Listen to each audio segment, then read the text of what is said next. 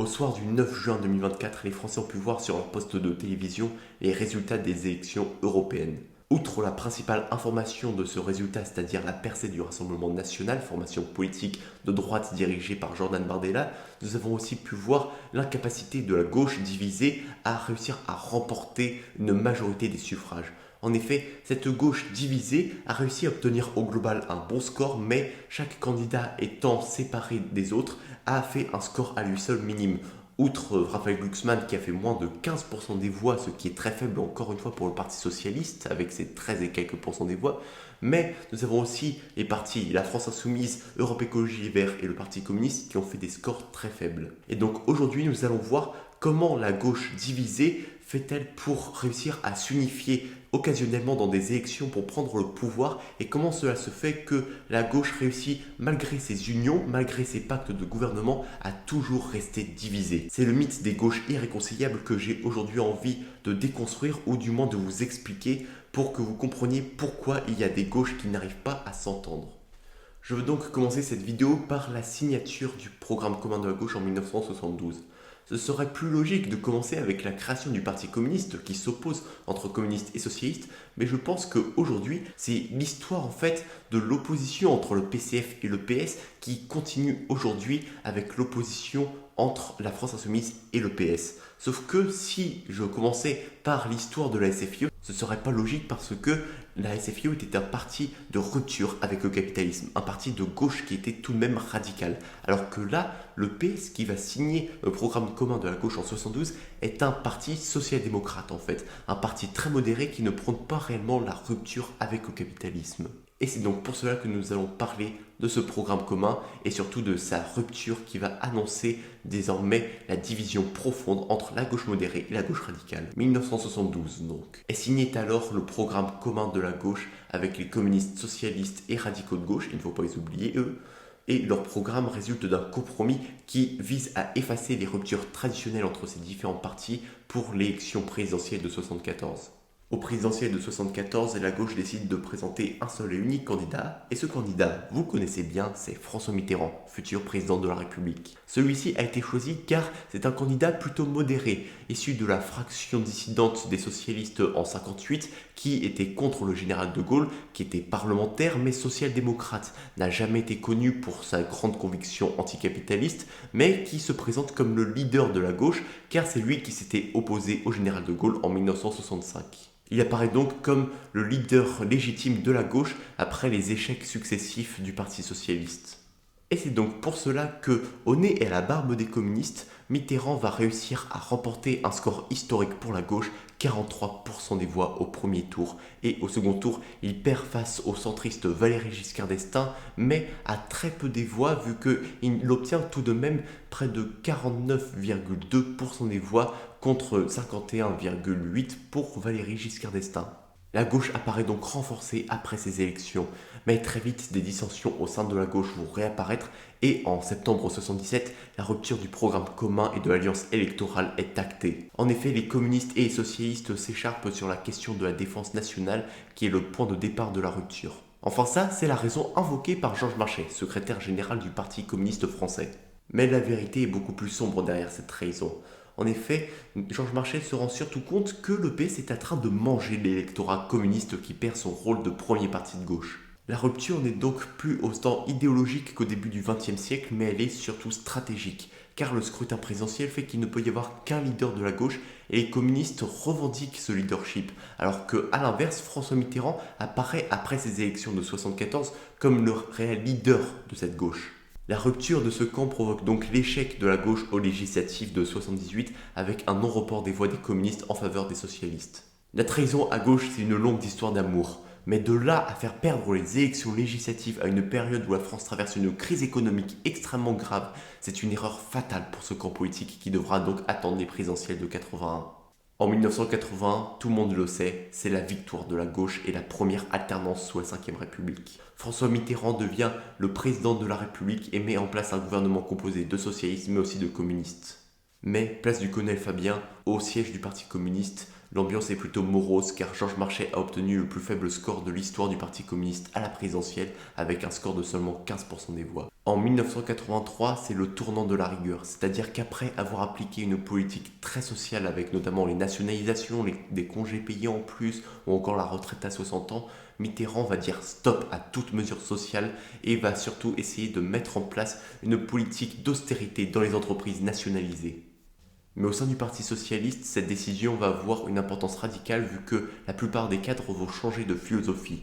En fait, il ne faudrait plus brusquer le capital et se contenter de gérer les acquis des luttes précédentes. Donc cette vision est très clairement conservatrice et n'est plus tellement de gauche. À l'inverse, le Parti communiste, lui, refuse et décide d'arrêter de participer au gouvernement.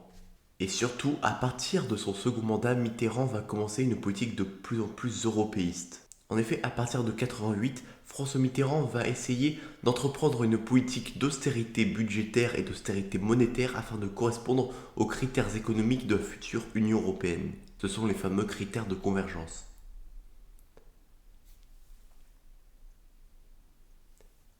Et cette approche européenne se voit notamment dans le soutien de Mitterrand au traité de Maastricht en 92 où il appelle à voter pour ce traité alors que celui-ci donne une vision libérale de l'Europe favorisant le libre-échange et la rigueur monétaire. Bon, je passe sur la cohabitation avec Balladur en 93 pour arriver à la présidentielle de 95 où le Parti socialiste choisit de présenter Lionel Jospin, un candidat modéré, très modéré qui va mener une campagne qui renie totalement la volonté d'abolition du capitalisme. Déjà que cet aspect anticapitaliste avait disparu de la campagne de François Mitterrand en 88 au profit de l'Union européenne, là Jospin confirme le changement d'orientation totale du Parti socialiste. Finalement, après la victoire de Chirac et 2 années catastrophiques, celui-ci dissout l'Assemblée nationale et la gauche parlementaire dans toute sa diversité organise une coalition qui remporte ces élections et forme une majorité, c'est la majorité de la gauche plurielle.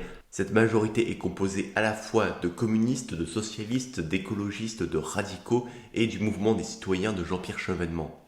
Le problème, c'est que malgré des résultats économiques satisfaisants, cette majorité, dirigée par Jospin, donne une trop grande place aux libéraux du Parti socialiste comme Dominique Strauss-Kahn, qui mène une politique de privatisation hors norme, notamment dans le secteur bancaire. Alors qu'à l'inverse, ces mesures sociales ont été présentes, mais n'ont pas été aussi fortes que sous le début du mandat de Mitterrand en 81. Même si oui, il y a des mesures sociales, mais celles-ci ne sont pas assez présentes pour la gauche radicale. Il y a la CMU, les 35 heures, le Pax, mais ce n'est pas suffisant pour cette gauche radicale pour qui l'association avec le Parti socialiste commence à devenir très dure alors que celui-ci veut mener une politique fiscale et budgétaire trop similaire à celle de l'UMP et de la droite classique. Mais le virage à droite du Parti socialiste va continuer avec le passage au XXIe siècle. Pour ce qui est de la gauche radicale, le Parti communiste va continuer sa chute inexorable qui s'accélère avec l'effondrement de l'URSS. Mais il y a toujours un électorat de gauche radicale qui semble perdu entre le Parti socialiste qui ne revendique plus rien et un Parti communiste qui est à la traîne et n'arrive plus à mobiliser. Ces électeurs de gauche profonde vont donc se séparer en deux. L'électorat urbain va plutôt s'orienter vers le Front National et l'extrême droite, tandis que l'électorat rural va plutôt s'orienter vers les partis trotskistes d'extrême gauche, avec notamment Arlette Aguier et Olivier Besancenot. Tous deux ont eu un score cumulé à leur maximum de 9% aux élections présidentielles de 2002. Pendant quant à lui que le Parti communiste faisait 3,6%, ce qui est un score historiquement faible. Je passe vite sur l'élection présidentielle de 2007 où Ségolène Royal, candidate du Parti socialiste, reçoit l'appui du PS mais aussi est plébiscitée par l'électorat de la gauche classique qui ne veut plus voir au second tour le Front National comme en 2002. Mais au niveau du programme, Ségolène Royal incarne tout ce qui fait l'effondrement du Parti socialiste au niveau de ses valeurs. Celui-ci ne revendique plus de changement de société, plus de nationalisation, plus de démocratie au travail, plus de 6ème république parlementaire. Le PS ne revendique plus rien. Mais si nous voulons retrouver une opposition entre la gauche modérée et la gauche radicale, il faut attendre la présidentielle de 2012 avec la renaissance de cette dernière qui s'unit autour d'un même candidat à la présidentielle, c'est Jean-Luc Mélenchon, le leader du tout jeune parti de gauche et de l'alliance électorale du Front de gauche. Alliance électorale qui comprend de nombreux partis de gauche radicale dont le Parti communiste. Cette alliance permet à la gauche de remporter un score historique de 11%, ce qui n'était pas arrivé depuis Georges Marchais. Un candidat à la présidentielle de la gauche radicale n'avait plus eu un score de plus de 10% depuis 1980, rendez-vous compte. Mais le leader de la soi-disant gauche en 2012, après l'affaire DSK, c'est François Hollande, candidat du Parti socialiste, qui parvient malgré son charisme d'huître, il faut le dire, à être élu président de la République face à Nicolas Sarkozy à quasiment 52% des voix au second tour. Mais finalement, pendant son quinquennat, François Hollande va accomplir la synthèse du virage à droite du Parti socialiste avec notamment le gouvernement Valls. Celui-ci mènera une politique économique de rigueur budgétaire qui ralentit la croissance avec l'acceptation des plans d'austérité européens. Le slogan « Mon ennemi c'est la finance » disparaît très vite lorsque François Hollande, à peine nommé, renonce à son projet de base de partition des banques ou lorsque celui-ci nomme Emmanuel Macron comme ministre de l'économie, ancien banquier de chez Rothschild, qui mènera une politique favorable au patronat avec la loi El Khomri ou la loi Macron. À partir de là réapparaît le mythe des gauches irréconciliables. En effet, Jean-Luc Mélenchon, leader d'une toute nouvelle gauche radicale, est maintenu dans l'opposition avec celle-ci pendant que François Hollande décide de s'allier avec les radicaux et les Verts. La suite, tout le monde la connaît, avec la présidentielle de 2017 qui aboutit à la quasi-disparition du Parti Socialiste avec un centre-gauche libéral qui part dans le parti En Marche de Emmanuel Macron et une gauche plus radicale qui part à la France Insoumise, le nouveau parti de Jean-Luc Mélenchon. Désormais, pour soutenir la candidature de Benoît Hamon, il ne reste plus personne et celui-ci fera un score historiquement bas pour le Parti Socialiste.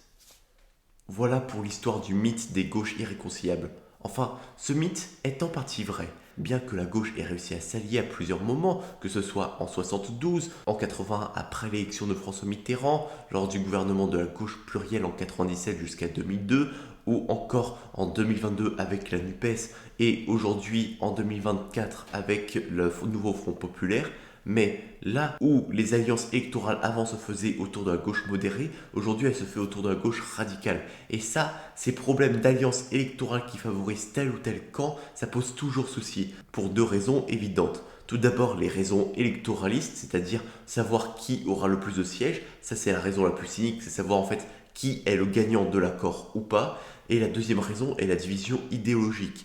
En fait, on ne pouvait pas demander en 72 au Parti communiste de faire tout un tas de renoncements au profit du Parti socialiste, qui était un parti qui était électoralement en dessous du Parti communiste. Et aujourd'hui, on ne peut pas demander au Parti socialiste, qui a réussi avec Raphaël Glucksmann à faire le premier score de la gauche, à totalement se rabaisser devant la France insoumise. Donc en fait, les calculs idéologiques et électoraux sont très reliés. Ici, s'il y avait deux gauches irréconciliables, en réalité ce ne serait pas autour de valeurs floues comme le soi-disant antisémitisme de la gauche radicale ou au contraire l'irréalisme du programme de la France insoumise, mais ici ce serait plutôt une division à la fois programmatique, c'est-à-dire au niveau des mesures à mettre en place. Je rappelle que le Parti socialiste n'est pas pour la retraite à 60 ans par exemple, mais s'il y a des divisions, c'est aussi pour savoir qui aura le plus de sièges de députés. En effet, le Parti socialiste, là, dans l'alliance du nouveau Front populaire, a eu moins de sièges que la France insoumise. Et ce qui fait que aujourd'hui, il y a une division profonde entre les socialistes et la France insoumise au niveau de savoir qui a le leadership à gauche et qui peut s'imposer au niveau du programme et du nombre de sièges. Et ça, c'est une chose qui est très importante à savoir pour réussir à décrypter le jeu politique actuel, c'est de savoir en réalité au travers de l'histoire s'il y a déjà eu des alliances à gauche, ça a été le cas, et de savoir comment ça se fait que par moment la gauche n'arrivait pas à s'unir. Il faut savoir que c'est à la fois pour des calculs électoraux et en même temps pour des enjeux politiques et idéologiques. En attendant, j'espère que cette vidéo vous a plu. Si c'est le cas, n'hésitez pas à la liker, à la partager, à vous abonner à la chaîne, à mettre la cloche des notifications. Bref, vous connaissez. En attendant, moi, je vous dis à la prochaine. Allez, ciao!